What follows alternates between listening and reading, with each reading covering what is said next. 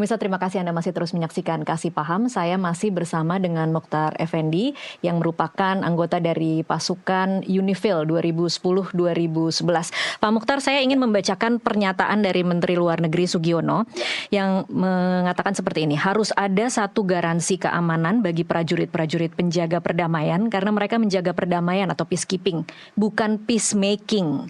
Mereka tidak dilengkapi dengan kemampuan atau perlengkapan untuk peacemaking. Kemudian di kalimat berikutnya, Menlu juga mendesak dilakukan investigasi menyeluruh. Bisakah kita meminta atau mendesak atau menuntut jaminan keamanan? Ini realistis tidak sih, Pak Mokhtar? Harusnya memang begitu. Ya. Dan meminta jaminan keamanan ini kepada United Nations kah? Kepada PBB tentu PBB, saja. Ya kan? Karena untuk wilayah yang berkonflik, selama mereka tidak melakukan gencatan senjata, kan mereka sebetulnya tidak memerlukan adanya kehadiran pihak lain ya di wilayah mereka. Kehadiran pihak lain di wilayah mereka itu karena inisiatif daripada Dewan Keamanan PBB yang tentu saja ditawarkan kepada kedua belah pihak. Kan itu.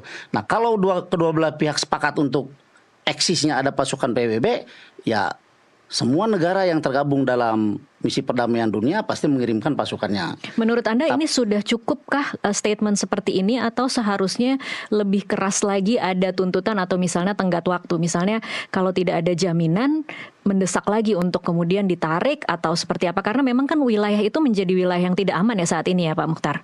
Kalau menurut saya karena kita lihat situasinya sekarang yang semakin meningkat ya. Seiring dengan berjalannya waktu adanya pertempuran antara Iran dengan Israel, tentu saja imbasnya kan ke Lebanon salah satu diantaranya. Kenapa demikian? Karena Israel kan berbatasan langsung dengan Lebanon dan sejak lama Israel sudah punya konflik dengan Lebanon kan begitu.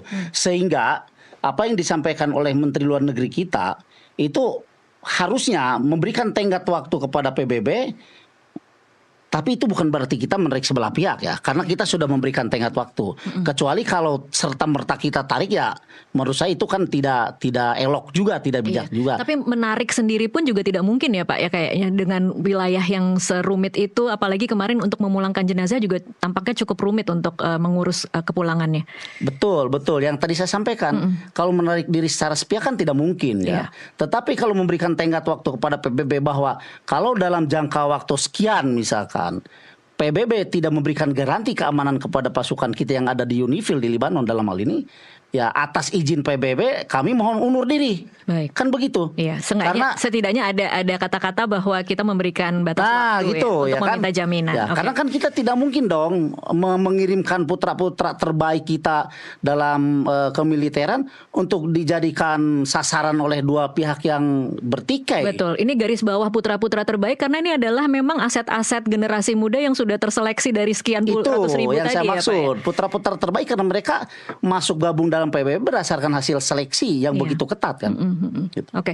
Ada juga statement dari Presiden ke-6 SBY yang pernah bertugas sebagai Komandan Pengamat Militer Pasukan Penjaga Perdamaian PBB di Bosnia tahun 1995. Ini cukup menarik nih Pak Mokhtar. Dia mengatakan bahwa kontingen Indonesia hakikatnya bertugas di Blue Line. Ada garis biru ya yang memisahkan antara teritori Israel dengan Lebanon.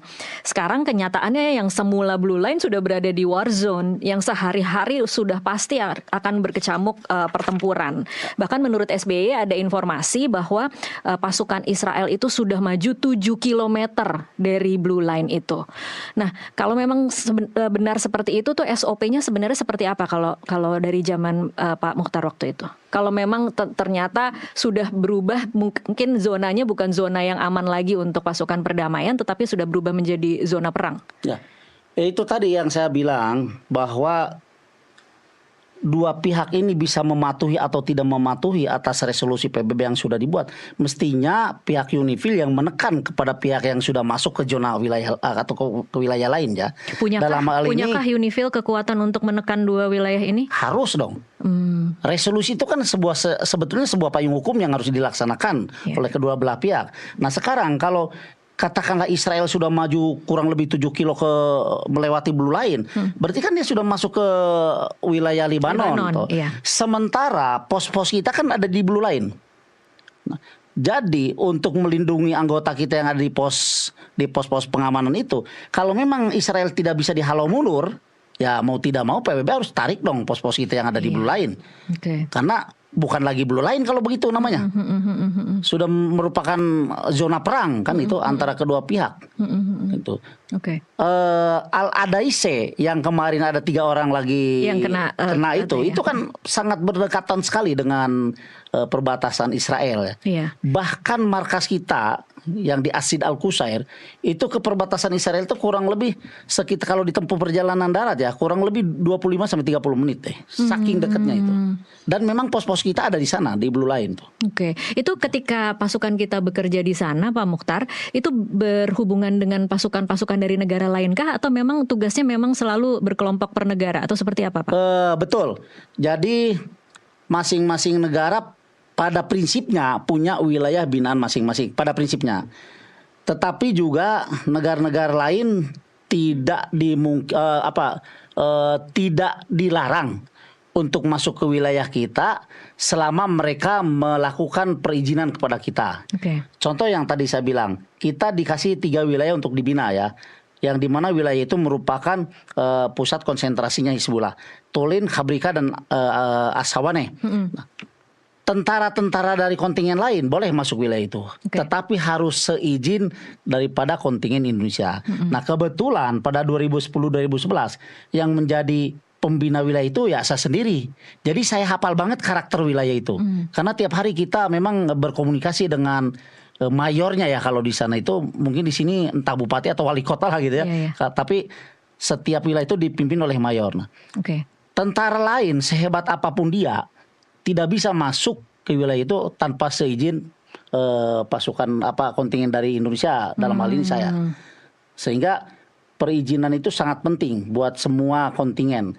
Nah pun kita kalau mau masuk ke wilayah lain boleh-boleh saja, asal kita juga ada izin dan didampingi oleh negaranya kan, itu negara lain dalam hal ini yang memegang wilayahnya begitu. Pernah tidak Pak Mokhtar ketika mungkin pada waktu masa penugasan Anda di 2010-2011 itu ada kasus-kasus di mana tentara yang seharusnya menjadi petugas penjaga perdamaian tetapi kemudian bisa punya sebagai wasit tuh kan kadang-kadang suka mungkin ada kecondongan lebih ke menjadi lebih pro ke Libanon atau lebih pro ke Israel. Pernahkah ada kasus-kasus seperti itu yang kemudian memang memicu dugaan double agent misalnya, Pak? Setahu saya tidak ada. Tetapi maksudnya gini, secara strategi kata begitu itu tidak ada. Tetapi kalau adanya kedekatan kita dengan warga Libanon itu bukan berarti bahwa kita pro Libanon. Karena apa? Karena memang kita perlu simpatik dari mereka untuk apa? Untuk juga dijadikan ring pengamanan kita ya. Nah, karena kalau wilayah di sekitar kita sudah simpatik dengan kita, mesti tidak akan pihak-pihak lain yang akan mengganggu kita. Itulah perlunya pembinaan kita. Bukan berarti dengan adanya pembinaan ke wilayah yang kita tempati terus dibilang bahwa kita pro Libanon, bukan. Karena memang semestinya begitu. Di mana bumi dipijak, di sana langit dijunjung, kan begitu bahasanya.